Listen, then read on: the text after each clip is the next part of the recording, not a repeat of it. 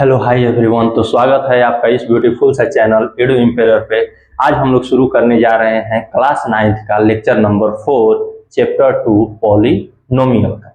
तो हम लोग आज पढ़ने वाले हैं। आइए सबसे पहले रिकैप का बात करते हैं। आपने 3 लेक्चर चैप्टर 2 का देख लिया होगा क्लास 9th का, जिसमें हम लोगों ने रिकैप में अगर लेक्चर 3 का बात करें तो लेक्चर 3 में हम लोग बात किए थे रिमाइंडर थ्योरम का। तो रिकैप में आपका यही है कि हम लोग रिमाइंडर थ्योरम का बात किए थे। रिमाइंडर थ्योरम का बात किए थे। रिमाइंडर थ्योरम में हम लोग क्या बात किए थे कि अगर मान लीजिए कोई आपके पास पॉलिनोमियल है px, इसका रिमाइंडर निकालना है। px कोई पॉलिनोमियल है, इसका रिमाइंडर निकालना। रिमाइंडर कब निकलेगा? जब किसी पॉलिनोमियल से उसको डिवाइड करिएगा।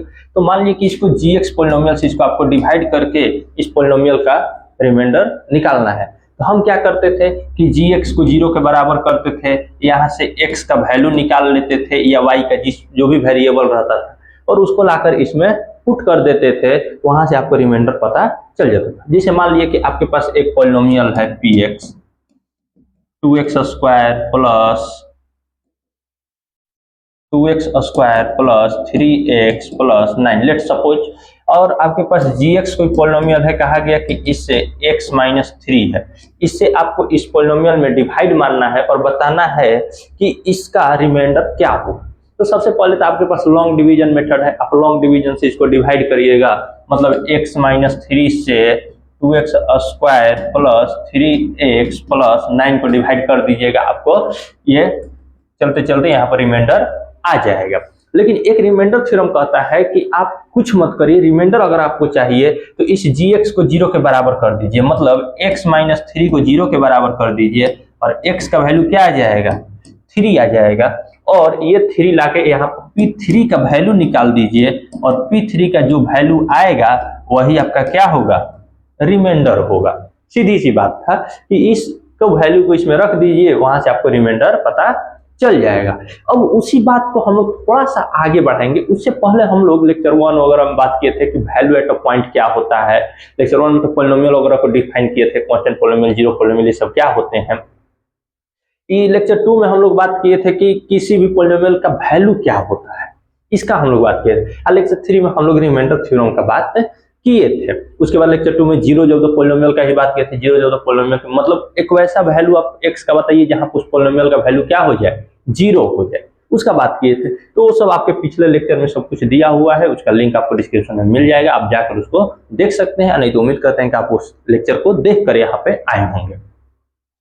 तो हम लोग अगर आगे बढ़ेंगे तो आज हम लोग बात करेंगे, आज हम लोग किस लेक्चर का बात करने वाले हैं, किस टॉपिक को कवर करने वाले हैं। तो सबसे पहले आज का टॉपिक लगा लीजिएगा हेडिंग में फैक्टर थ्योरम। फैक्टर थ्योरम क्या होता है? फैक्टर थ्योरम, सबसे पहले फैक्टर होता क्या है इसके बारे में हम लोग समझेंगे। फैक्टर मतलब क्या कि फैक्टर उसी को कहते हैं जब उसको वो एग्जैक्टली डिविजिबल कर दे, मतलब डिवाइड कर दे। जैसे मान लिया कि 6 है, 6 का फैक्टर क्या क्या होगा? एकदम सिंपल सा भाषा में, अभी पॉलिनोमियल मत बात करिए, अभी मान लिया हम लोग ऐसे नंबर पर बात करें तो 6 का फैक्टर क्या? तो आप वैसा नंबर खोजिएगा जो 6 को पूरी तरह क्या कर दे? डिवाइड कर दे। अगर पूरी तरह डिवाइड कर दे तो उसका क्या हो जाएगा? फैक्टर हो जाएगा। डिवाइड करने का मतलब क्या है कि आपका रिमाइंडर क्या हो जाए? 0 हो जाए, यही ना। तो मान लीजिए कि इसका फैक्टर 1 होगा, 2 होगा, 3 होगा और 6 हो। वैसे ही यही वाला काम हम लोग पॉलिनोमियल में भी करते हैं कि कोई पॉलिनोमियल है px और आप प्रूफ करके दिखाइए कि उसका फैक्टर है। तो फैक्टर है तो मतलब क्या है कि अगर उस पॉलिनोमियल से उसमें डिवाइड किया जाए तो उसका रिमाइंडर क्या आना चाहिए? 0 आना चाहिए, सीधी सी बात है। उसके बाद शो करने वाला क्वेश्चन हम लोग क्वेश्चन प्रैक्टिस करेंगे। तो फैक्टर थ्योरम को समझेंगे पहला टॉपिक में, और दूसरा में हम लोग इसके रिलेटेड क्वेश्चन प्रैक्टिस करेंगे। जैसा कि आप थंबनेल में भी देख कर आए होंगे कि हम लोग इस लेक्चर में क्या करने वाले हैं। आइए हम लोग आगे बढ़ते हैं। सबसे पहले समझते हैं फैक्टर थ्योरम होता क्या है। देखिए इस चीज ले कहीं ना कहीं आप रूबरू होंगे कि फैक्टर थ्योरम होता क्या है। देखिए सबसे पहले मान लीजिए कि कोई एक एफ एक्स फंक्शन है, पॉलिनोमियल है, एफ एक्स फंक्शन है, फंक्शन भी बोल सकते हैं। फंक्शन है, बी पॉलिनोमियल ऑफ डिग्री, इसका डिग्री जो है n ग्रेटर देन 1, वो सब कंडीशन है, ठीक है। लेट ए कोई रियल नंबर है, तो मान लिए कि अगर एफ ए का वैल्यू जो हो रहा है 0 हो रहा है, बात को समझिएगा, मतलब कि मान लीजिए कोई एक पॉलिनोमियल है, ठीक है, और f3 पर इसका वैल्यू क्या हो जा रहा है, 0 हो जा रहा है, मतलब इसमें अगर x के जगह 3 रख रहे हैं तो उस पॉलिनोमियल का वैल्यू क्या हो जा रहा है, 0 हो जा रहा है। तो आप यहां से बोल सकते हैं कि x माइनस 3 जो होगा वो इस पॉलिनोमियल का फैक्टर होगा। सीधी सी बात है, कोई ज्यादा दिमाग नहीं लगाना।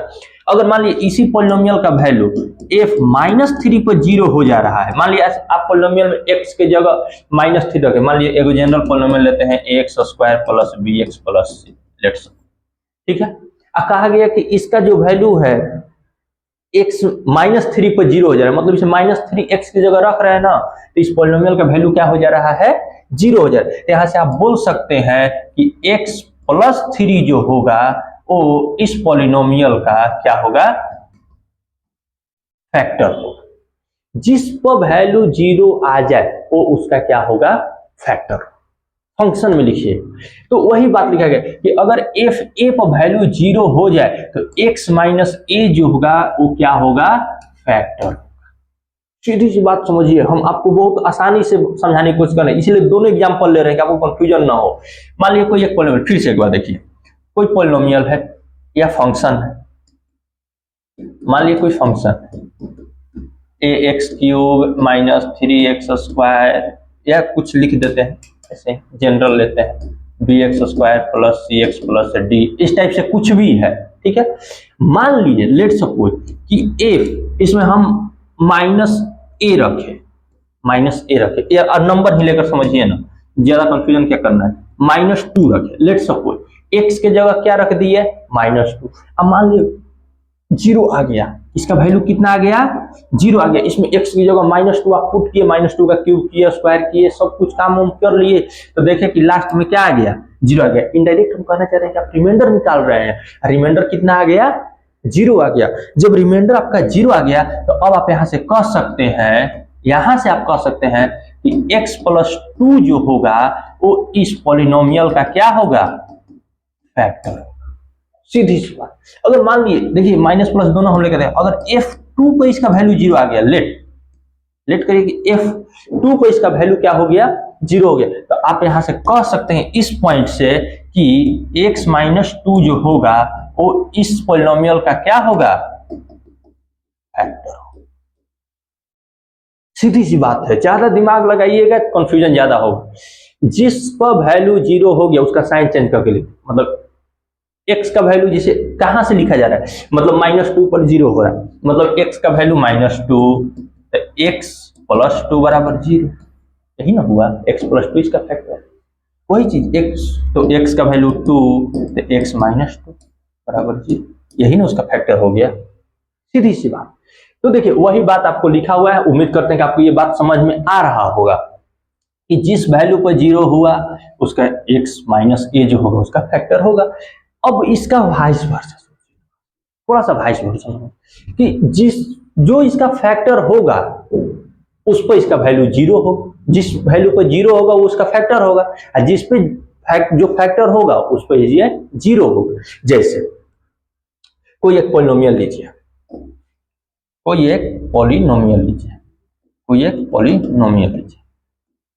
px बराबर लेट सपोज हम लिख लिए ax square plus bx plus, let suppose एक पॉलिनोमियल ले लिए।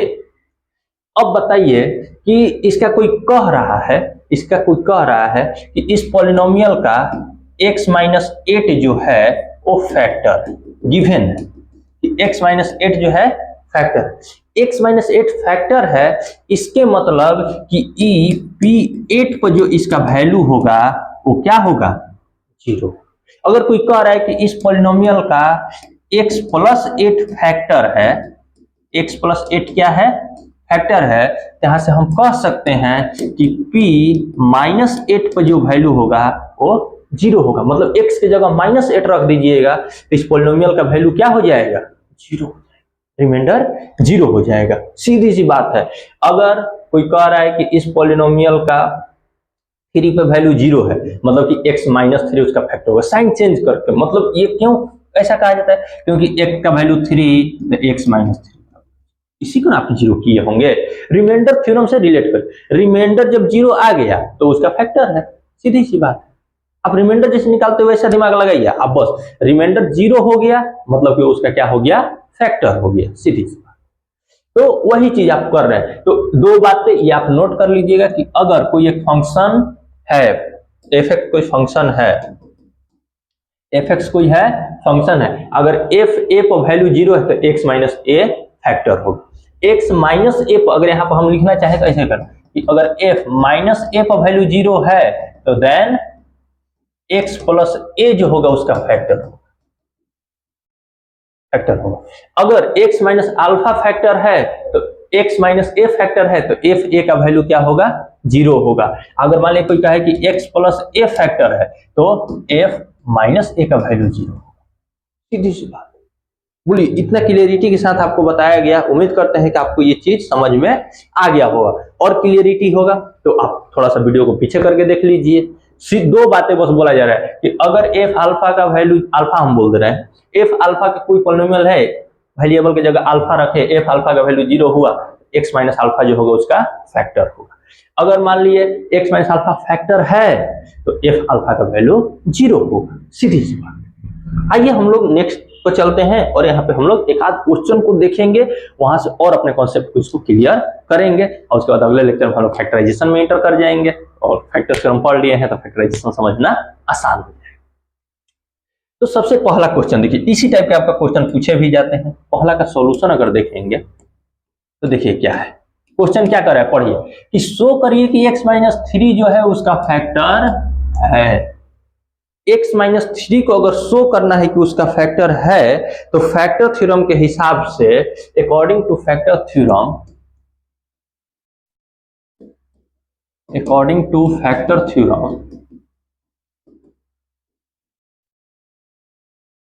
f3 का वैल्यू क्या होना चाहिए। यहां लिखेंगे कि if x minus 3 is factor of fx then f3 का वैल्यू जो होना चाहिए क्या होना चाहिए, 0 होना चाहिए। सीधी सी बात। अगर x माइनस 3 फैक्टर है इस पॉलिनोमियल का तो f3 का वैल्यू जो होना चाहिए क्या होना चाहिए, 0 होना चाहिए। अगर यहीं पर x माइनस 3 हो x प्लस 3 होता तो यहां लिखते कि f माइनस 3 का वैल्यू क्या होना चाहिए, 0 होना चाहिए। अगर यहीं पर x माइनस 5 होता तो f5 का वैल्यू 0 होना चाहिए, अगर ये फैक्टर होना चाहता है। तो इस चीज को अब क्या करेंगे तो f3 का वैल्यू निकालेंगे। तो आपके पास fx दिया हुआ है, fx कितना दिया हुआ है, x cube plus x square minus 17x plus 50। आइए इसको हम लोग सॉल्व करते हैं। अगर f3 पुट किए, f3 का वैल्यू 0 आ गया तो उसका फैक्टर है, और नहीं आया तो फैक्टर नहीं है। सीधी सी बात। तो f3 मतलब x की जगह 3, तो 3 का क्यूब बोलते जाइएगा, 3 का स्क्वायर माइनस 17 इंटू 3 प्लस 50। आगे बढ़िए, f3 बराबर 3 का क्यूब कितना 77, उसके बाद 3 का स्क्वायर कितना 9 माइनस 51 प्लस 15। जोड़िए, f3 बराबर 27 और 9 36 और 15, तो 36 और 5 41 प्लस 10 कितना 51। तो 51 माइनस 51 मतलब f3 का वैल्यू क्या आ गया, 0 आ गया। सो x minus 3 is the factor of polynomial this. इससे ज्यादा आपको कुछ नहीं करना है। यहां से हम लिख सकते हैं कि hence x minus 3 is the factor of fx। अब देखिए अगर यही जीरो नहीं आता तो जीरो नहीं आता तो फैक्टर नहीं होता। ये क्या है, रिमाइंडर तो निकाले हैं, मतलब x माइनस 3 से इसको डिवाइड करने पर रिमाइंडर कितना आ रहा है, रिमाइंडर जीरो आ गया मतलब फैक्टर है, रिमाइंडर जीरो नहीं आता तो फैक्टर नहीं, सीधी सी बात। आइए हम लोग नेक्स्ट क्वेश्चन पर चलते हैं। इस क्वेश्चन को हम उम्मीद करते हैं कि आप समझ चुके होंगे, और अगर आपको थोड़ा सा भी डाउट है तो एक बार पीछे करके देख लीजिए। मैथमेटिक्स है, जितना प्रैक्टिस करिएगा अपने से करिएगा क्वेश्चन पे। ये क्या क्वेश्चन कर रहा है कि फॉर व्हाट वैल्यू, क्या कर रहा है क्वेश्चन, सॉल्व करिएगा, आप खुद भी सॉल्व कर सकते हैं, थोड़ा सा वीडियो को रोकिए और सॉल्व करिए, थोड़ा सा सुन लीजिए। फॉर व्हाट वैल्यू ऑफ के, अब कह रहे हैं कि का क्या वैल्यू होगा, देखिए यहाँ पर के है, के का क्या वैल्यू होगा कि ये एग्जैक्टली डिविजिबल, एग्जैक्टली डिविजिबल का मतलब यू फैक्टर, क्योंकि एग्जैक्टली डिविजिबल मतलब रिमाइंडर जीरो, रिमाइंडर जीरो मतलब उसका फैक्टर, यही ना। तो सीधी सी बात है, आप इसका निकालने की कोशिश करिए। मतलब कह रहा है कि x माइनस 2 पर इसका वैल्यू जीरो है, ये मान के चल रहा है, तब तो आप k की वैल्यू बताना है कि आपका k का वैल्यू क्या होगा। तो आइए हम लोग करते हैं, जैसे हाँ एग्जैक्टली डिविजिबल है, एग्जैक्टली डिविजिबल है मतलब कि इसका इससे ये पूरी तरह डिविजिबल है, मतलब इसका रिमाइंडर क्या आना चाहिए, जीरो होना चाहिए, मतलब इसका ये फैक्टर होना चाहिए, यही ना। तो x प्लस 2 बराबर जीरो, x बराबर माइनस 2, और यहां से हम बोल सकते हैं कि f माइनस 2 का वैल्यू जो होना चाहिए, पहले fx लिख लीजिए, पॉलिनोमियल का लिख लीजिए, fx बराबर 2x का power 4 plus 3x square plus 2k x square, गलती लिखा गया यहाँ x क्यूब होगा, x cube plus 3x plus 6। अब हमको ये बताइए कि जब ये इससे एग्जैक्टली डिविजिबल होगा, इसके मतलब कि x माइनस 2 पर इसका वैल्यू क्या होना चाहिए, जीरो होना चाहिए, यही ना। तो f माइनस 2 बराबर, इसके मतलब कि 2 इंटू माइनस 2 का वैल्यू 4 प्लस 3 इंटू माइनस 2 का वैल्यू क्यूब प्लस 2 इंटू के इंटू माइनस 2 का square plus 3 into minus 2 plus 6 बराबर अंडा जीरो। आइए इसको हम लोग सॉल्व करेंगे, सॉल्व करके के का वैल्यू निकाल लेंगे। अब आगे आप इसको सॉल्व खुद से भी कर सकते हैं, ये सब फैक्टर थ्योरम के हिसाब से हो रहा है, क्योंकि वो एग्जैक्टली डिविजिबल है मतलब कि वो उसका फैक्टर है, जब फैक्टर है इसका वैल्यू जीरो आना चाहिए। तो 2 इंटू माइनस 2 का पावर 4 कितना, तो 2 2 जा 4, 4 2 जा 8, 8 2 जा 16, इवन पावर है तो पॉजिटिव में आएगा 16 प्लस 3 इंटू 2 का क्यूब कितना, 2 दूनी 4, 4 दूना 8, लेकिन ऑड पावर है तो नेगेटिव में होगा। ये देखिए प्लस 2k माइनस 2 का स्क्वायर, तो इवन पावर है तो 2 का स्क्वायर 4 प्लस, प्लस नहीं यहाँ अब माइनस हो जाएगा, 3 2 जा 6 प्लस 6 बराबर जीरो। आगे बढ़िएगा, स्टेप वाइज करते जाइए, 16 2 जा 32, 8 3 जा 74 प्लस 4 2 जा 8k माइनस 6 प्लस 6 बराबर जीरो, कैंसिल हो गया। ये कितना बचा, तो ये 8 बचा प्लस 8k बराबर जीरो। आगे बढ़ेंगे, 8k बराबर 8, k बराबर कितना हो गया 1, मतलब k का वैल्यू आपका 1 आएगा, k का वैल्यू क्या आएगा -1 आएगा, तो ये पॉलिनोमियल क्या हो जाएगा, ये जो होगा, ये पॉलिनोमियल जो दिया हुआ है ये x प्लस 2 से एग्जैक्टली डिविजिबल हो जाएगा। यहाँ से 2-3 बातें आप बोल सकते हैं कि x प्लस 2 से डिवाइड करने पर रिमाइंडर जीरो होगा, कब जीरो होगा, जब k का वैल्यू माइनस हो।